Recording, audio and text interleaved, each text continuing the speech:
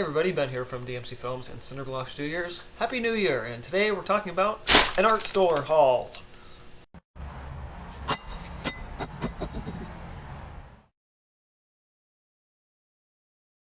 So it's been a few years since I've done one of these. I think it was 2012, 2013, the last time I had a big art store trip that I just kind of showed off the things that I picked up. Now I don't have a whole lot of new stuff, but I do want to kind of give you guys an idea of what I buy when I go to the art store on a regular basis. I tend to go every 3 to 6 months to either restock on some items, as well as to sort of find something that I either haven't used yet, don't know what it is, or just like, this is interesting, I'll play with this for a while. So I'm not going to cut this video up too much. I want this to be more personal, more like a vlog. So let's just go ahead and open this little thing up. I'll hold everything up so you guys can see it. So first thing, we've got some workable fixative. Now, this stuff's pretty much base standard in my studio. I haven't had any for a little while just because I ran out doing some projects. If I'm just trying to seal a sketchbook page that I used some messier media on, like graphite or charcoal, or some sort of a finished drawing, like recently.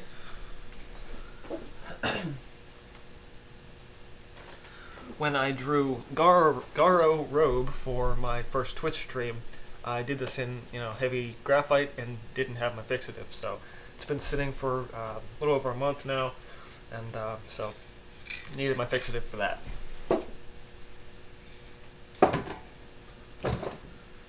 That just goes on the shelf behind me to kind of with my other spray cans and things. Next up, we've got a sketchbook restock. Now, I've been using 5x7 sketchbooks for a while, and I was using the Utrecht ones, and I think they stopped making them, but Canson makes them too, so these are pretty much identical to the ones I was using before. Sketchbook 18, which is almost done, just working finishing that up, so here's another 2 for the next few months. Now, I should probably make note that I'm recording this on December 31st, New Year's Eve, so by the time you guys are watching this, I will have already had these materials in use for a little while, so just, FYI for that case. I've got some golden light molding paste. This is a staple in my studio. I just try to remember to keep some in stock. I think the jar I've got currently is a little under halfway empty or whatever, so I figured it was a good idea to pick some more up for the new year. Alright, next up we've got a restock on a few tubes of paint. Got some Prussian blue, some Cad red medium, and Golden's quinacridone and magenta. Again, regular colors for me. Staples, just things are getting low, had to restock them. Okay, now things get a little more interesting. We've got some gator teeth hooks. These are super, super important, especially when I'm hanging things like pieces of wood that I have. I'm working on painting something on that, or actually by the time you see this video I will be painting something on that. So I'll need some, gator teeth for that. Got some little things, and some other little things. And that's that thing. So, sit back down, and we'll talk about the smaller things that I got. First one, actually, you know what? That one we're going to save, because I think it's the most interesting and the most fun. So, one thing I like about my art store is they give you these little bags for small things. Brushes, pens, they all go in little bags like this. It doesn't really do anything, but it shows that they care about the stuff that they sell. That's one of the reasons why I tend to shop where I do. They may not have the absolute best prices, but I just really love it's the extra little things that matter and why I go there. So we have my regular sketch pens, 3 micron graphic 3s. Usually when I just pick up my last sort of set that I have in storage, then I'm like, okay, time to buy new ones because I don't have any more spares. So, graphic 3s, I pick up 3 when I go, and also have 3 Uniball Ecos. This is the regular fine point ones, and again, my basic sketch pens. These ones in particular, I think you can only buy at the art store because they stopped selling them in office supply stores. I think this is they're stranger. A lot of the ones now are either the clicky 207s, I think I think they still sell the Visions and Vision Elites at office supply places, but the Ecos, yeah, you can't seem to buy at office supply stores, which is a bummer. So I get them at the art store. What else we got?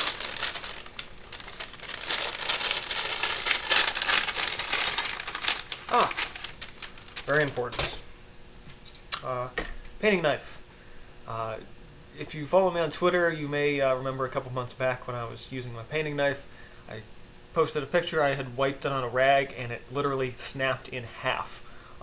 Basically, I have had it so long, it was about, I think, 10 years old or something, that it literally rusted itself in half. Just having it sitting in the water, eventually the little metallic paint coating on this does chip off after a while. So I was like, crap. I mean, luckily I have my chisel tip. Chisel tip. It's not a chisel tip. It's a well, it's paint. It's a palette knife. It's a regular chisel blade kind of thing. So I still had this one, but for particularly scooping paint out of a lot of my jars, I like having the thinner painting knife. And I was like, well, have to get a new one of these eventually. And I was really happy to get one today. Also, I picked up a sort of, this one I kind of compare to a cake frosting knife. It's sort of similar to the other painting knife, but it's sort of a long, skinny one. Now, there's basically one reason and one reason alone that I bought this. And it was to get the remaining matte medium out of this jar. Now, this is an old jar that I picked up there was a community art place that was closing a couple towns over, and I was like, I should go. I shouldn't go, but I should go. And one of the things I found was this. It was like 3/4 full, and I'm like, this is basically a brand new jar of matte medium, and I got it for like $3. And I'm like, that's a good deal, considering one of these would probably be like, I don't know, $25 normally. So the only downside to this stuff is apparently it had been sitting on their shelf so long that it was starting to get a little thick. This stuff is supposed to be pretty smooth, and this I'm not going to show you because you can't see it, but it's a little bit chunky. It kind of feels like somewhere between cottage cheese because it's a little lumpy, but it's more like almost like a gel. It's not the right consistency. But what I did do with it is I was able to transfer some of this chunkier stuff into a smaller jar and mix it just with a little bit of water, let it sit, let it kind of come back to life, and it really did. I mean, I was able to get the right consistency out of it. So I've just sort of been refilling this jar and thinning out the thick mix here and bringing it back to life slowly as I need it, but I haven't needed a ton of it.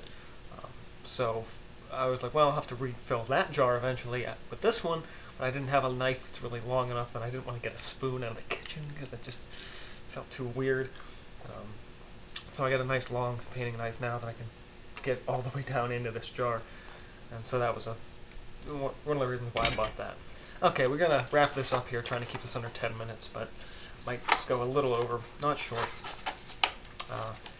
So we've got a tube of watercolor. This is permanent sap green. Now I've had some green before. It was older stuff that I sort of got into this little jar and some bright green. Just kind of running out of this stuff, and I'm actually not super fond of the bright green color. I wanted something a little more complex and interesting, so I got some sap green.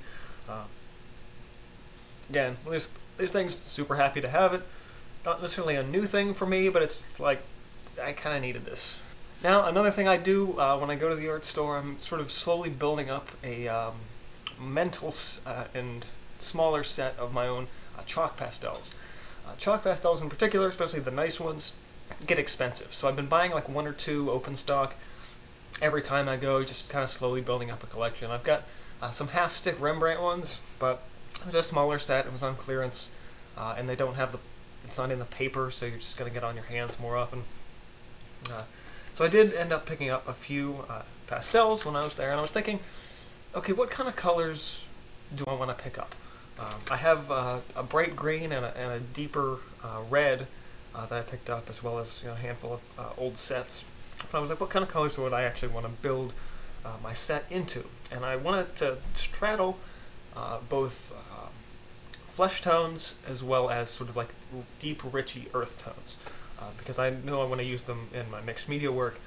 So I need them to be versatile, but also an interesting color set. And the thing with pastels, you're not really mixing the color; it's more layering, and you gotta get the right individual colors. It's not so much like paint. You can just take any red or any blue and mix a green. You kind of just have to have a handful of greens. So one of the ones I picked up, what is this called?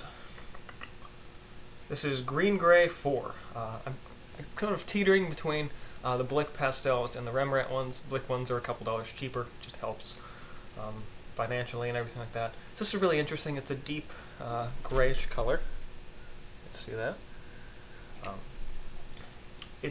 If you weren't paying attention, you might just call this gray, but because it leans a little bit to like a sap green, I think it's a really fun color. And that I felt was more earthy. And you think, okay, man, you don't really do portraits, you don't do people, but I do understand the concept of color behind flesh tones. And actually, that's a color and painting video I want to make sometime this year. It's just getting the right mixes for flesh tones.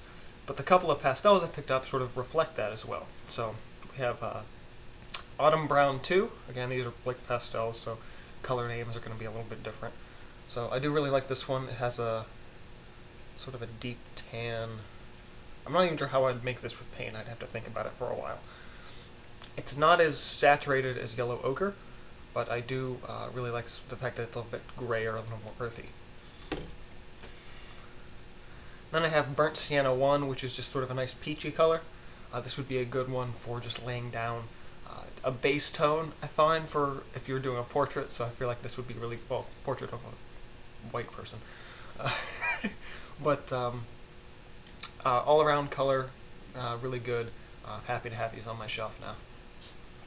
So the final item of interest is sort of new and sort of not. It's a canvas, but it's 4 very, very small canvases. These are 4 actually little tiny stretched canvases. They're what are they? They're 2 by 4 inches. They're small. I think these are going to be a really fun sort of challenge for me, as well as a really fun way to hopefully get some of my art in your hands. Whatever I paint on these, I want to give these away in a contest. So I don't know what that's going to be, but sometime probably in the spring, I would like to paint something on these 4 and give them away. So that was my plan with these. I saw them in the store and I was like, I just see potential in this. I feel something that's going to reflect one of my sketches, but still have the richness of one of my paintings would go on one of these. So that is my recent haul from the art store, and I'll probably end up going again in 3 months to get some more pens, some more sketchbooks, and whatever else I decide to pick up when I'm there. I hope what I've picked up has sort of inspired you and sparked some interest, maybe of things that you can pick up next time you're at your local art store, as well as any sort of ideas on how you might use some of these things. I know just walking through, it's always this debate of what do I need versus what do I kind of want, and what do I want to try next. Everything about what I do and what I love about art is the next thing. It's what I want to try next. What's that next project? What's this next awesome piece that I want to make? So I hope what I do reflects that. I hope this bundle of stuff kind of inspires some things in your own head.